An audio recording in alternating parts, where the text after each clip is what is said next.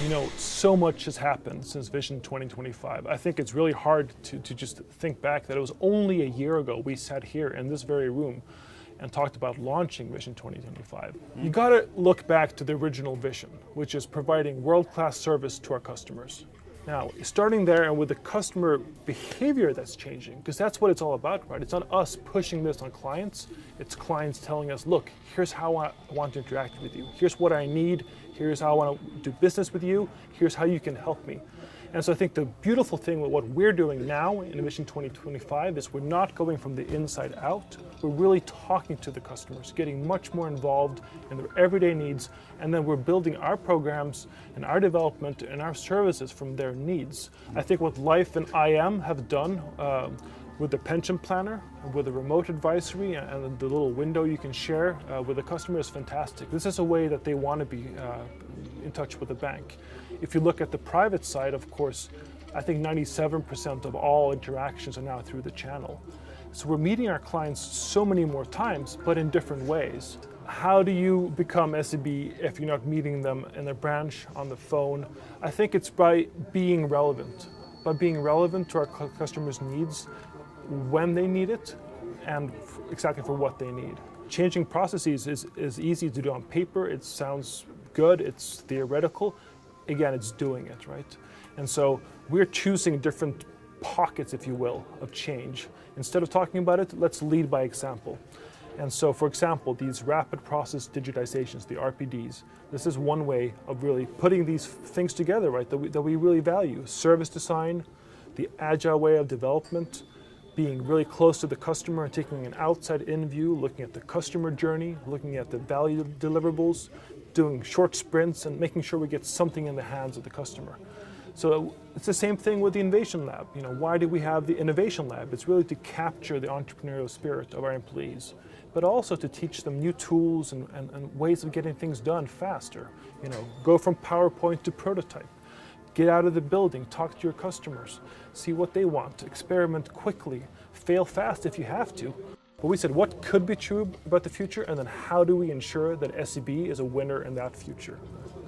And so, of course, it has to do with four things. It's about customer behavior, it's about technology, it's about regulation, unfortunately, but it's there, and it's about competition. And so, for sure, I mean, we're seeing right now on the consumer side how banking is changing. And it's different this time because it's being led by the consumer, not by the large corporates and institutions. And I think that in itself is interesting.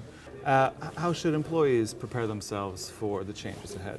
Well, that's the thing, right? There is no handbook. I think we're all learning. Like, we're all learning as we go along. And I think the way to get involved is to get involved, you know? Come to our Innovation Lab days. If you have a chance, try to join one of these RPD teams. Join the community around the data analysis in the greenhouse. Go and listen to some of the roadmap work that digital banking are talking about. Read up on the case studies around venture capital investments. These are all super interesting things that you can get involved with, but even more so, I think we as a bank need to start changing the culture from within. Something is holding us back, right? When we do these RPDs, we tell the people in the room, you have all the mandates in the world and you have us for air support. If you need help, give us a shout. And so far they kind of haven't. And I think the reason for that is goes back to culture and to sort of being maybe self-censoring, if you will, in that room because of how things always have been done. And I like to tell a story about a bunch of monkeys in a room. I think this must have been in the US in the 60s or 70s when you did experiments with monkeys and rooms and bananas. But imagine, if you will, a room with a bunch of monkeys, and up top in the ceiling is a whole bunch of bananas, right? Monkeys love bananas, right? Let's get that out there. And in the middle is like a wooden staircase or what have you. And of course, the first thing the monkeys do is they go up the ladder and they grab a banana. And what happens? Ice cold water shoots down. And monkeys hate cold water, right? So there's a lot of monkey shrieking going on, and then they go up and grab another banana and another banana. Each time the water comes on, the monkeys get drenched, right? So here's where it gets interesting. They take out one monkey and they put in a new one who's never experienced this. So the first thing he or she does is run up the ladder, grabs a, nope, because the other monkeys stop him. Nope, in here we don't take the banana because we get drenched and we don't like that. Okay. Then they take out the next monkey and put in the new one and the next until eventually all the monkeys in the room have been replaced, right? And none of them have ever experienced the cold water. But none of the monkeys take the banana. Oh no, in this room we don't eat the bananas, right? Now that's corporate culture. And if I'm just pushing the point, I would say that's SEB, right? But we have to really dare to become the evolved monkeys that despite we know we're going to get wet and cold, we have to climb that ladder. We got to climb the ladder anyway and grab the banana. So that's the only way we will change, right?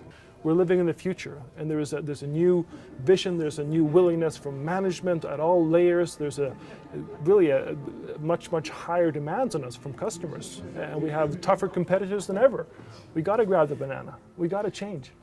If you look at digitization as a continuum, as a value flow, the first thing people think about is a window, right? Some sort of connectivity to our customers, right? And so that's my number one. We got to make sure the channel experience is fantastic, that it's on point with the best of the breed in fintechs and competitors.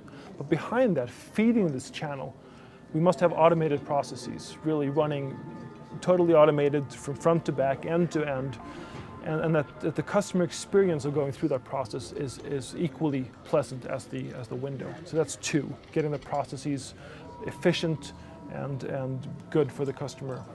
And thirdly, where's this coming from? It's coming from our data, right? So the third big area is really taking the next step around our master data management, our business intelligence layers, and starting with the analytics work. And you know, the work of investing and installing these huge systems and infrastructure will take a long time. But we got to start now with the data that we do have and start adding intelligence to it, turning that data into knowledge, turning that knowledge into insights, and then shooting it through these automated processes into the window to our customer. I think we just got to keep on trucking, right? We got to keep doing what we're doing. And this is a long journey.